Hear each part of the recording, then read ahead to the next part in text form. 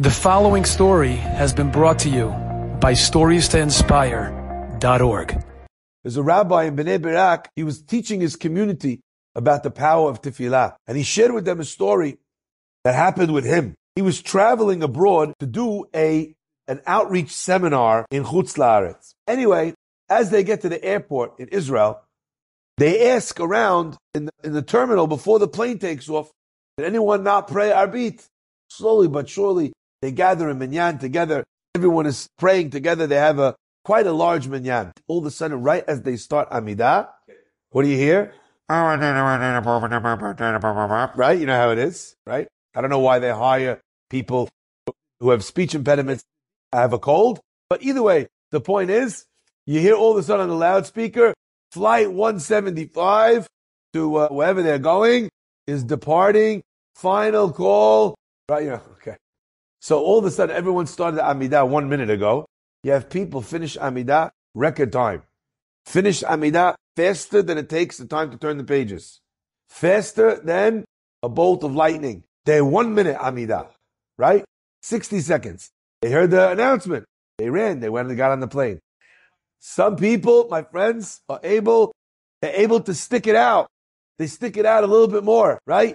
They're 3 minute Amidah. Some guys, even though, they're going to miss the plane, they're committed to praying the way they're going to pray. They're praying 6, 7, 8 minutes.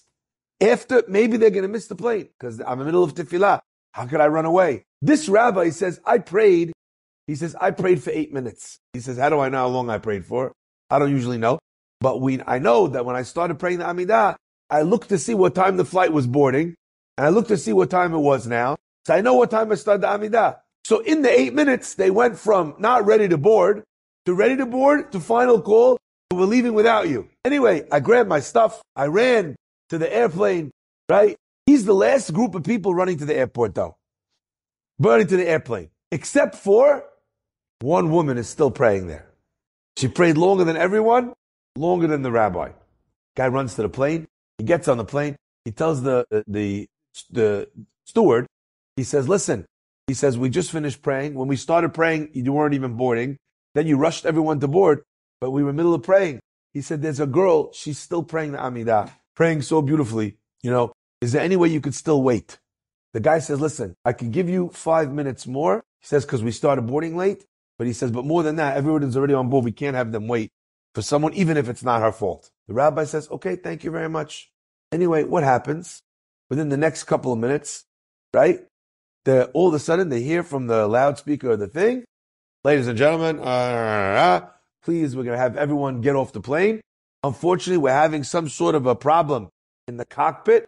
They saw some smoke in the cockpit. Everyone off the plane until they check it. The whole plane deplanes. They get off the plane. Anyway, the rabbi gets off. Now he's looking for this girl. And what does he see? Right as everyone's deplaning, Hada, Oseh Shalom Imromav. Like she's the welcoming committee. No? She finishes her prayer.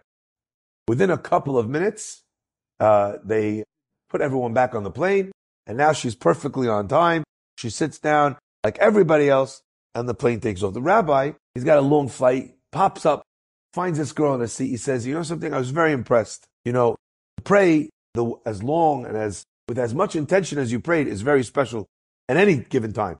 But the minute you hear the words, flight number 175 is taking off, departing now. Final passage, final boarding call. You get like tzitz, they would say in Jewish. You get like nervous. You get jumpy. You get anxious. To hold your kavanah, even through that, is very difficult. I was very impressed. She says, listen, I'll tell you the truth. She says, I'm about 30 years old. My friends got married when I was very young. It took me a very long time now. I can't find anyone to get married to. And I decided, you know what? I'm going to accept on myself for 30 days to pray every word, focused on every word. I don't move on until I said that word with intention, with clarity, without letting my mind wander. So it takes me quite some time to pray. Anyway, I prayed this afternoon. I had to pray. All of a sudden I heard like everybody else. And I thought, you know what? This is Hashem testing me. I accepted this on myself, Bili Neder. And Baruch Hashem gave me the emunah to say to myself, even if the flight goes, I promised I'm going to pray the right way.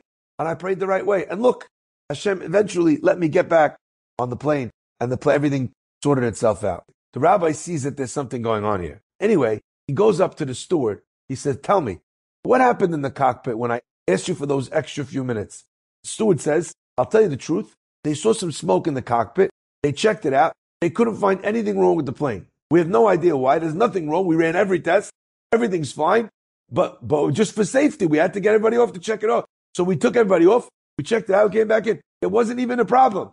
He says, and tell me, why did you ask for 5 more minutes? He says, I'll tell you, there's a girl. She heard the thing. She was praying. Such devotion. Unbelievable. This guy, the steward, he's a Jewish steward. He said, that's amazing. He says, I can't believe someone has the faith. Someone has the strength of character to be able to do that. Anyway, he starts talking to the rabbi. The rabbi says, well, if you're so interested in Judaism and in faith, he says, when we land, I'm going to give this outreach seminar. Why don't you come and join us for one of the classes or something? I said, I'd love that.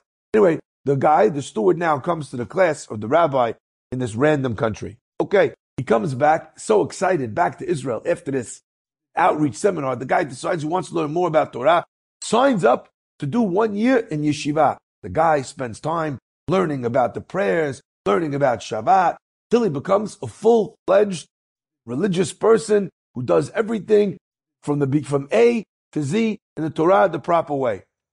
And then one day, the guy gets a phone call from a shadchan suggesting a magnificent girl.